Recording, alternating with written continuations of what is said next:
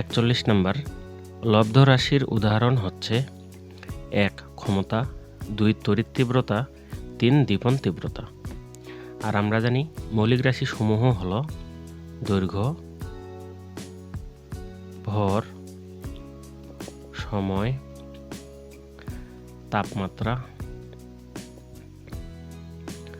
তারপরে দীপন তীব্রতা,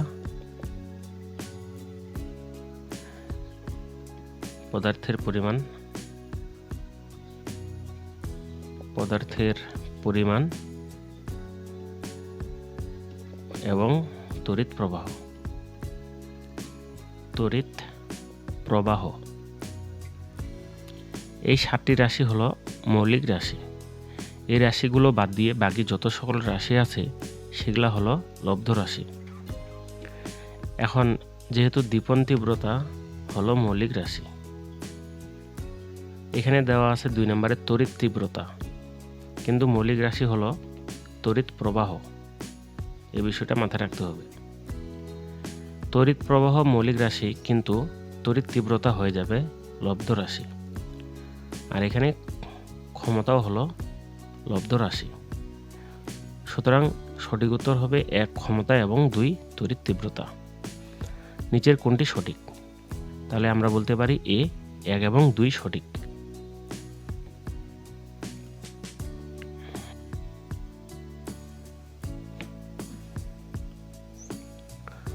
ঘনত্বের মাত্রা কোনটি?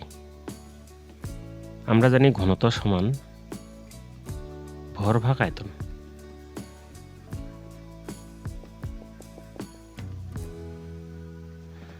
আর আমরা জানি ভরের মাত্রা হলো m এবং আয়তনের মাত্রা হলো L3।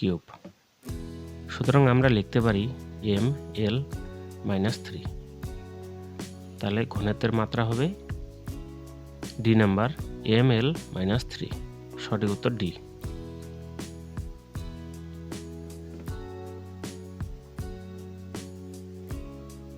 বিকিরণ সংক্রান্ত কোয়ান্টাম সংখ্যায়ন তত্ত্বের সঠিক গাণিতিক ব্যাখ্যা প্রদান করেন কে? A Einstein, B Satyendranath Bose, C Max Planck এবং ডি ম্যাক্সওয়েল। সঠিক উত্তর হবে বি সত্যেন্দ্রনাথ বসু।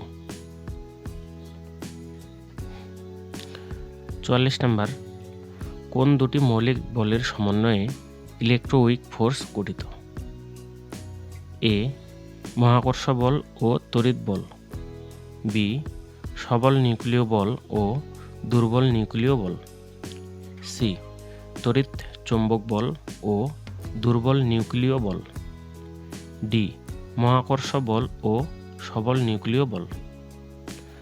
সঠিক উত্তর হলো সি তড়িৎ চৌম্বক বল ও দুর্বল নিউক্লিয় বল। 45 নম্বর কোন বিজ্ঞানী সূর্যকেন্দ্রিক সৌরজগতের ধারণা দিয়েছিলেন? A Galileo, B Copernicus, C Aristarchus, D Seleucus. সঠিক উত্তর সি আরিস্তারাক্স।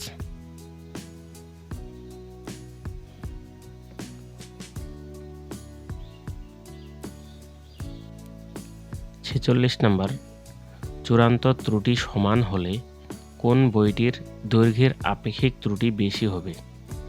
যার দৈর্ঘ্য হলো A 10 centimetre, B 15 centimetre, C 20 centimetre এবং ডি 25 সেন্টিমিটার। আমরা জানি আপেক্ষিক ত্রুটি সমান চূড়ান্ত ত্রুটি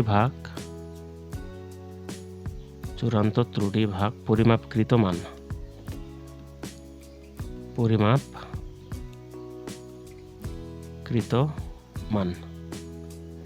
এখানে পরিমাপকৃত মান আমরা দৈর্ঘ্য ব্যবহার করতে পারি, ক্ষেত্রফল এবং আয়তন সব মানগুলোই ব্যবহার করতে পারি। তাই এখানে যেহেতু দৈর্ঘ্যের কথা উল্লেখ আছে, আমি দৈর্ঘ্যটাকে ধরলাম।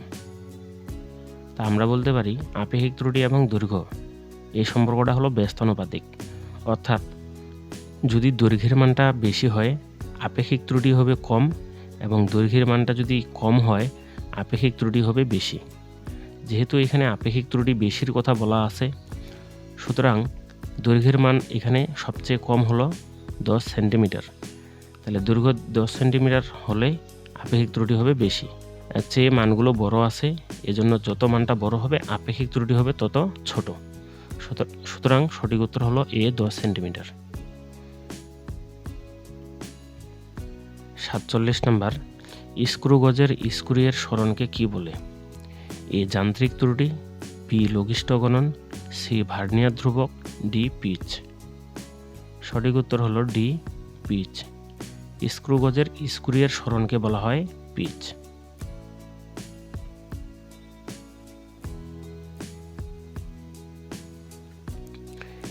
48 নম্বর, এসআই এককে ব্যবহৃত সবচেয়ে ছোট উপসর্গ কোনটি? এ পেটা, বি ফেমটো, সি ন্যানো এবং ডি মাইক্রো। সঠিক উত্তর হলো বি ফেমটো। তাহলে সবচেয়ে ছোট উপসর্গ হলো ফেমটো।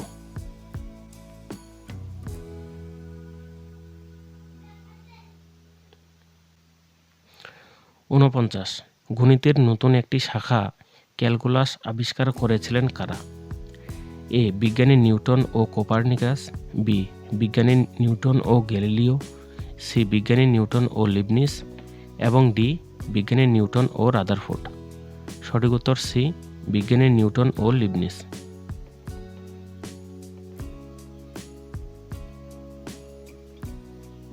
50 নম্বর, একটি দণ্ডের দৈর্ঘ্য 12 ± 0.05 সেন্টিমিটার। দৈর্ঘ্য পরিমাপের আপেক্ষিক ত্রুটি কত? তো এখানে চূড়ান্ত ত্রুটি দেওয়া আছে, ত্রুটি দেওয়া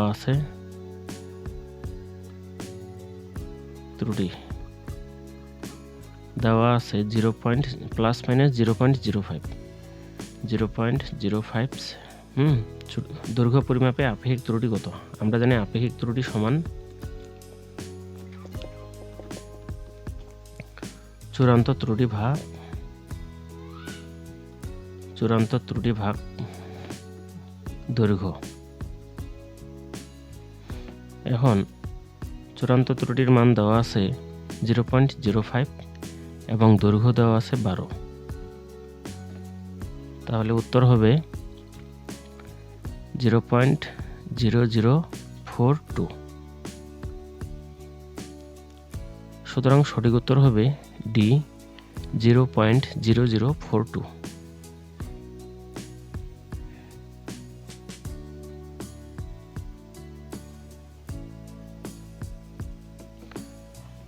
একটি দণ্ডকে স্লাইড ক্যালিপার্সের সাহায্যে পরিমাপ করতে গিয়ে তার প্রধান স্কেল পার্ট 5 সেন্টিমিটার, ভার্নিয়ার সমাপতন 7 এবং ভার্নিয়ার ধ্রুবক 0.1 মিলিমিটার। দণ্ডটির দৈর্ঘ্য নির্ণয় করো।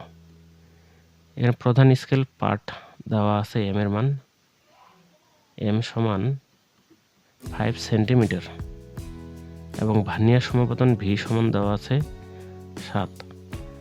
ভার্নিয়ার ধ্রুবক ভিসি সমান 0.1 মিলিমিটার।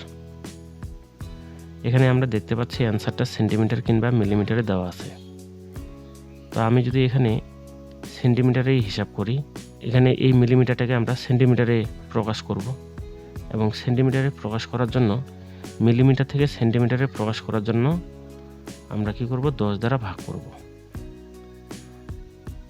তো 0.1কে আমরা যদি 10 দ্বারা ভাগ করি তাহলে আসবে 0.01 সেন্টিমিটার। তাহলে এককগুলো ঠিক আছে। এখন আমরা সূত্রটা লিখব। দণ্ডটির দৈর্ঘ্য কত? দৈর্ঘ্য নির্ণয়ের সূত্র L = m + v × vc। মানগুলো বসাই দিই। m এর মান হলো 5 সেন্টিমিটার, আর ভার্নিয়ার সমাপতন দেওয়া আছে 7, আর ভার্নিয়ার ধ্রুবক হলো 0.01। তাহলে 5 + 0.07, তাহলে 5.07 সেন্টিমিটার। যেহেতু আমরা সেন্টিমিটারে হিসাব করলাম তাহলে এককটা আসবে সেন্টিমিটারে এবং সেন্টিমিটারে সেই অ্যান্সারটা আছে ডি নম্বরে, অর্থাৎ 5.07 সেন্টিমিটার অ্যান্সার। তো সঠিক উত্তর হবে ডি।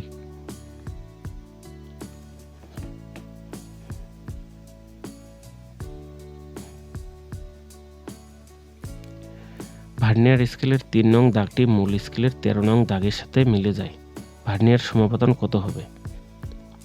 একটা কথা মনে রাখতে হবে, ভার্নিয়ার স্কেলে যত নম্বর দাগটি মূল স্কেলের সাথে মিলে যায়, তো ভার্নিয়ার স্কেলের সেই দাগটা হবে ভার্নিয়ার সমাপতন।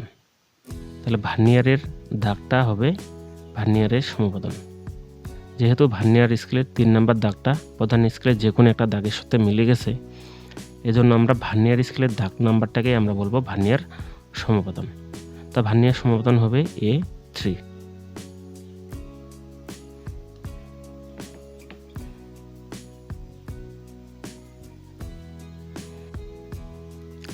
53 নম্বর, একটি স্ক্রুগজের বৃত্তাকার স্কেলের ভাগ সংখ্যা A, ন্যূনাঙ্ক B এবং স্ক্রুয়ের পিচ C হলে নিচের কোন সম্পর্কটি সঠিক? আমরা জানি LC ইকুয়াল P ভাগ N, অর্থাৎ এখানে LC হলো লঘিষ্ঠ গুণন বা ন্যূনাঙ্ক। ন্যূনাঙ্ক দেওয়া আছে B, LC এর জায়গায় বসালাম B। আর P হলো পিচ, পিচ দেওয়া আছে C, তাই P এর জায়গায় আমরা বসালাম C এবং ভাগ সংখ্যা দেওয়া আছে A, ভাগ সংখ্যা N এর জায়গায় বসালাম A। তো কোনো সংখ্যার নিচে 1 থাকে তাহলে আমরা লিখতে পারি C সমান A গুণন B। তাহলে সঠিক উত্তর হবে C সমান AB।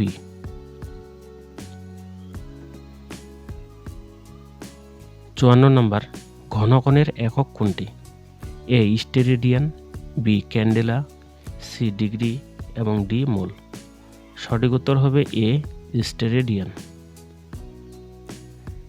55 নম্বর, একই একক বিশিষ্ট রাশি যুগল হলো 1 কাজ ও শক্তি, 2 দ্রুতি ও বেগ, 3 ভার্নিয়ার ধ্রুবক ও স্ক্রুগজের ন্যূনাঙ্ক। অর্থাৎ এই রাশিগুলোর একক একই কিনা। আমরা জানি কাজের একক হলো জুল এবং শক্তির এককও হলো জুল, আর দ্রুতির একক হলো মিটার পার সেকেন্ড এবং বেগের এককও আমরা জানি মিটার পার সেকেন্ড। অপরদিকে ভার্নিয়ার ধ্রুবক এবং স্ক্রুগজের ন্যূনাঙ্ক দুইটাই আমরা সেন্টিমিটার অথবা মিলিমিটার এককে প্রকাশ করতে পারি, আবার স্ক্রুগজের ন্যূনাঙ্ককেও সেন্টিমিটার বা মিলিমিটার এককে প্রকাশ করতে পারি। সুতরাং আমরা বলতে পারি ডি নাম্বার 1, 2, 3 সঠিক।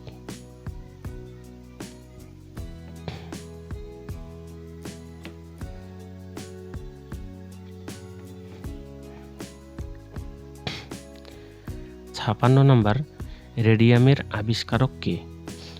A Roentgen, B Pierre Curie, C Max Planck, D Al Haytham. সঠিক উত্তর হলো পিওরে কুরি। 58 নম্বর, সৌরজগতের ব্যাসার্ধ কত? A 6 × 10 metre, B 6 × 10⁻24 metre, C 6 × 10⁻15 kilometre, D 6 × 10⁻12 metre. সঠিক উত্তর D 6 × 10⁻12 মিটার।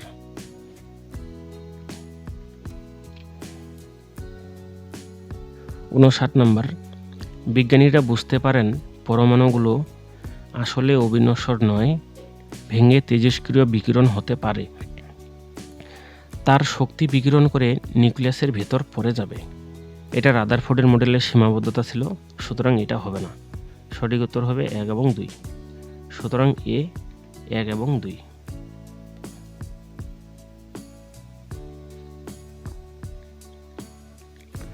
60 নম্বর, একটি স্কেলে সর্বনিম্ন 1 মিলিমিটার মাপা যায়, এর পরিমাপের চূড়ান্ত ত্রুটি কত হবে? 1 মিলিমিটার মাপা গেলে চূড়ান্ত ত্রুটি হবে 1 এর অর্ধেক, অর্থাৎ 0.5 মিলিমিটার। ঠিক আছে, তার সঠিক উত্তর হবে 0.5 মিলিমিটার। এখানে যেহেতু 0.5 মিলিমিটার নাই, আমরা এই মিলিমিটারটাকে সেন্টিমিটারে প্রকাশ করি। সেন্টিমিটারে প্রকাশ করার জন্য আমরা কি করব, এই মানটাকে 10 দ্বারা ভাগ করব। 10 দ্বারা ভাগ করলে সেটা হয়ে যাবে 0.05 সেন্টিমিটার। তাহলে সঠিক উত্তর হবে C 0.05 সেন্টিমিটার।